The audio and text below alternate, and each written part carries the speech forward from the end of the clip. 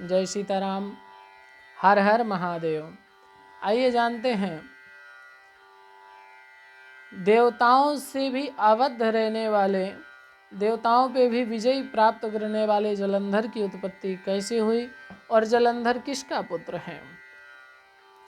बड़ी ही रोचक कथा है, बड़ी ही बाबा भोलेनाथ की दयामनी कथा है।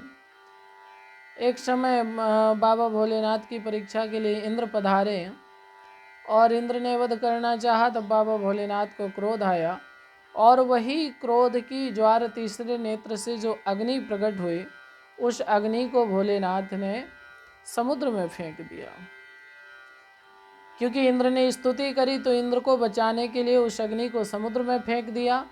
वह अग्नि जाकर के समुद्र के रास्ते गंगा सागर में गई और गंगा सागर जाते जाते एक बालक का जन्म हो गया। सागर में वह पड़ा हुआ बालक इतना जोर से रोया, इतना जोर से रोया कि तीनों लोग देदीप्यमान कंपायमान हो गए। ब्रह्मांड में उसके स्वर की गूंज हो गई, ऋषि मुनि भी बेहाल हो गए, देवता भी बेहाल हो गए, पृथ्वी भी कंपित हो गई। इतना जोर से भयंकर निनाद करते हुए रोया। शिव पुराण कहती है, बालिकस्य रोदनेनैव सर्वे लोकास्य तत्पृशो सर्वे तो लोकपालश्च विहलीकृतमानसा।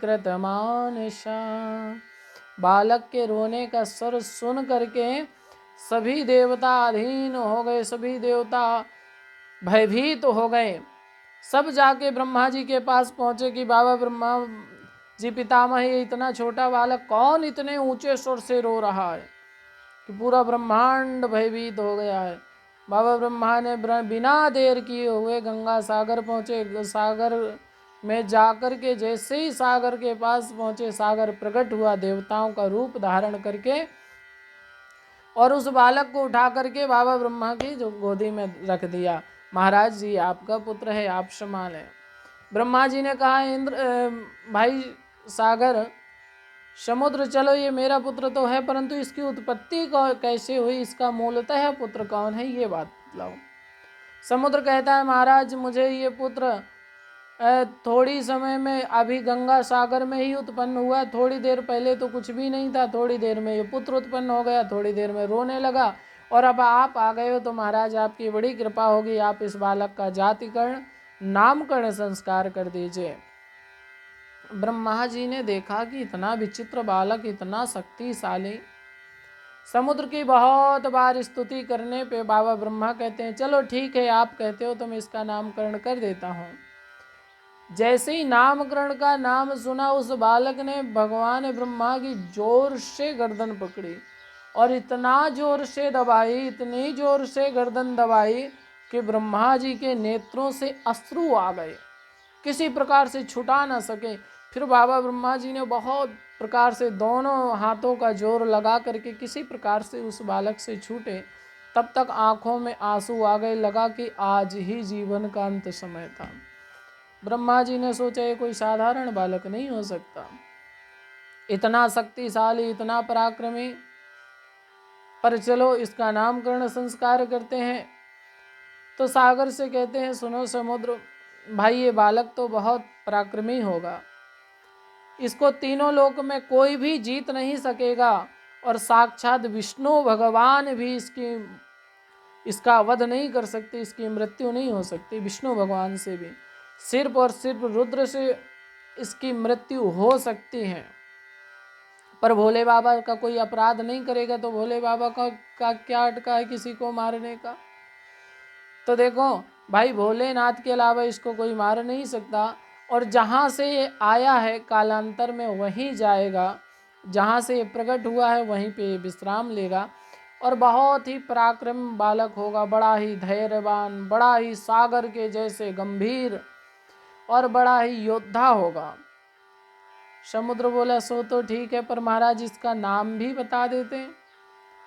ब्रह्मा जी बोले, अच्छा, नेत्राभ्याम विधृतम यस्मात् नेनैवं जलम मम। इसने मेरे कंठ को पकड़ा जिससे मेरे नेत्रों में जल आ गया, तो इसलिए हे सागर इसका नाम तस्मात् जलंधरेति ख्यातो नामना भवस्समय, इसका नाम जलंधर होगा क्योंकि इसने जल को प्रकट किया है, नेत्र जल को। समुद्र बड़े प्रसन्न हुए और बहुत प्रकार से बालक की प्रशंसा बतलाई, और तो और इतना भी संकेत कर दिया समुद्र, देखो भाई ये बालक देवताओं का नहीं अपितु दैत्यों का अधिपति होगा, राक्षसों का मालिक होगा। समुद्र ने थोड़ी ख्याति हुई पर पुत्र तो पुत्र है, बड़ा प्रसन्न हुआ। भगवान ब्रह्मा जी ने उस बालक को समुद्र को सौंपा और सौंप करके ब्रह्मलोक चले गए। इधर समुद्र उस बालक को लालन पालन करता रहा और विवाह योग्य होने पर जलंधर का विवाह एक ऐसे की पुत्री से किया जिसका नाम बहुत ही प्रसिद्ध है। किसके साथ? वही जो रावण का परम मित्र है, परम दैत्य है। कौन? कालनेमी। अथाम बुधि समाहुया कालनेमी महासुराम। असुरों का अधिपति कालनेमी, कालनेमी की एक पुत्री है, नाम है वृंदा। तो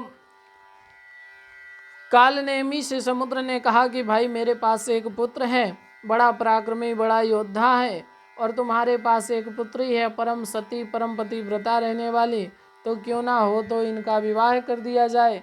कालनेमी तो जानता ही था कि जलंधर देवताओं पे राज करने वाला है, तो तुरंत प्रसन्न हो गया और भाव विभोर होकर के अपनी कन्या वृंदा का विवाह जलंधर से हंसी खुशी से कर दिया। तब से कालनेमी की जो पुत्री है वो जलंधर के वो ब्याह दी गई, और कालनेमी की समुद्र की भी बड़ी रिश्तेदारी, बड़ी महिमा हो गई। आज यहाँ पर जलंधर अपनी पत्नी के साथ प्रसन्न चित्त से रह रहा है, और वहाँ पर कालनेमी देवताओं पे विजयी पाने के ख्वाब देख रहा है, सपने देख रहा है। और ऐसा ही किया कालनेमी ने जलंधर को देवताओं का सेनापति, दैत्यों का राक्षस और दैत्यों का सेनापति बना करके स्वर्ग पे चढ़ाई की और स्वर्ग लोक पे कब्जा कर लिया। आगे की कथा फिर सुनाएंगे। जब तक के लिए जय जय श्री सीताराम। हरे हरे महादेव शंभो।